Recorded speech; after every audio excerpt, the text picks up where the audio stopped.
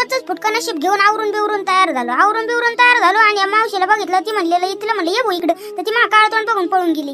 बारक्या बहिणीने आज मला किटकेट दिली. म्हणलं कुठून दिवस उगावलाय काय नव्हतं. तुम्हाला असं काही मी एक व्हिडिओ टाकली होती की पल्स चॉकलेटचं ज्यूस बनवतात, बऱ्याच जणांची हाक कमेंट आली. मग 2 स्प्राईट आणि चॉकलेट घेऊन आलो आणि घरचाच पुदिना होता आपला ताजा. मग ते तोडून घेतला भावानं, कारण पुदिना टाकला की टेस्टच वेगळी ती. सगळी कॅन्डी ना भावानं एका भांड्यात काढून घ्यायची. तशी मी पटपट सगळी कॅन्डी काढून घेतली. तशी बी तुम्ही काढा.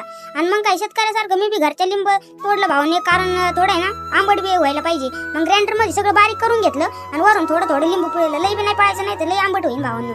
मग शेवटी 2 स्प्राईट आणल्या होत्या. डॉली भाऊची स्टाईल करता माझा दिवस गेलाय आणि अशी टाकली मग भावांनो मी. आणि आपण पुदिना तोडला होता ना, ते 1-2 पाणी टाकून द्यायचे भावांनो, कारण टेस्ट वेगळी होती जरा. मग असं गार हलून घ्यायचं भावांनो मस्त पैकी. आणि मग आपल्या एखाद्या मित्राला हे द्यायची आणि आपण प्यायची, कारण एकट्याला प्यायलात मजा नाही भावांनो.